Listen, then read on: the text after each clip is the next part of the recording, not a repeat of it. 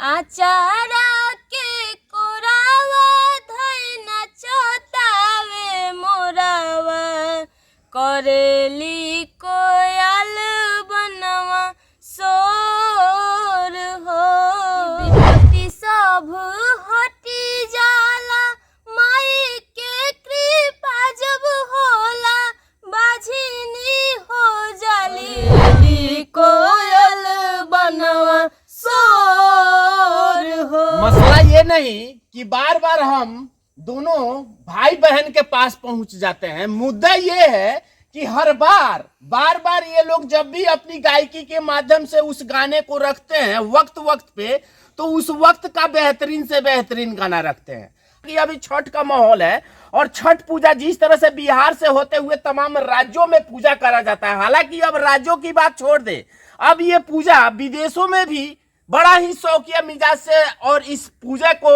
हर एक व्यक्ति करता हुआ नजर आता है। और छठ पूजा को लेकर के तमाम घरों में ठेकुए का महक गमकता हुआ नजर आता है। छठ पूजा को लेकर के गाना को जिस तरह से दोनों ने भाई बहन मिल करके रखा है, वो गाना बेहतर से बेहतर है। हालांकि वो गाना सबसे पहले मैं आप सब तक रखने का प्रयास करूंगा। सबसे पहले आप दोनों आदमी का मेरे चैनल में स्वागत है, जो आप लोगों ने वक्त निकाला और अपना गाना तमाम लोगों के समक्ष रखने का प्रयास करा। बहुत बहुत धन्यवाद है। और जितने भी एम मीडिया के दर्शक हैं सभी को प्रणाम है, और सभी को जितने लोग देख रहे हैं सभी को छठ महापर्व की हार्दिक शुभकामनाएं हैं। अच्छा, छठ को लेकर के जिस तरह से आप लोगों ने गाना रखा है, वक्त वक्त पे हर एक वक्त में जैसे जैसे होता है वैसे तरीके के आप लोग गाना रखते हैं, तो इस छठ पूजा को लेकर के कौन सा गाना आप लोगों ने रखा है जो बेहतर लगे? एकदम जरूर सुना देते हैं उसको। हाँ, नदिया के तीरे तीरे जाली छठी धीरे धीरे भइल भीनु सरवा से भोर हो। नदिया के तीरे तीरे जाली छठी धीरे धीरे भइल भीनु सरवा से भोर हो। अमृता का लाइन है। आचारा के कोरावा धैना चतावे मोरावा करेली कोयल बनवा सोर हो करेली कोयल बनवा सोर हो। कि सभ करनेवा तमाई करेली कबूल हो।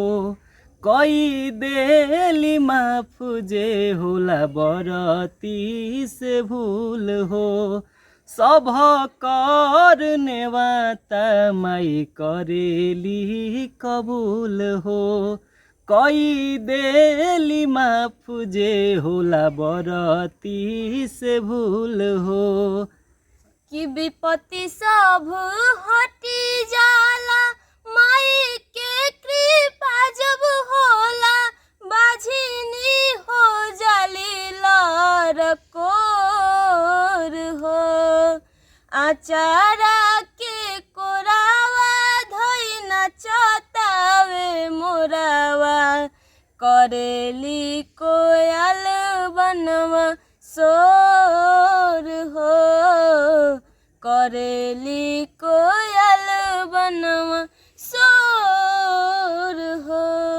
अभी छठ पूजा को लेकर के जिस तरह से गाने को इन्होंने रखा, तो कहीं ना कहीं अब तक अगर छठ पूजा के बहुतों सारे ऐसे गाने निकले होंगे, मगर वो शब्द फिर से हमें मिल रहे हैं।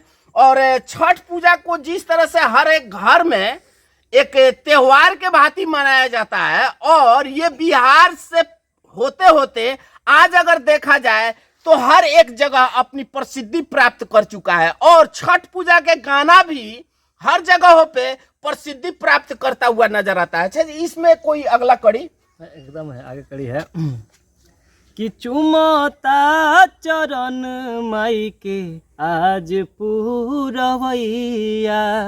तहरे कारण धन धन भैली धेनु गैया।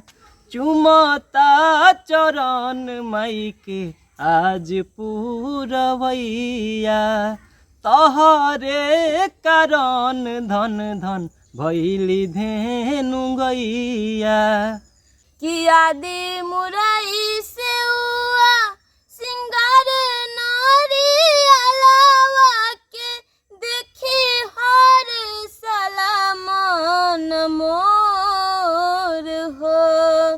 आचारा के कोरावा धई नचतावे मोरावा करेली कोयल बनवा सोर हो। करेली कोयल बनवा सोर हो। जब दोनों भाई बहन एक साथ एक राग में गाते हैं तो ये गाना और बेहतर से बेहतरीन हो जाता है, जो आप सबके समक्ष हमने रखा।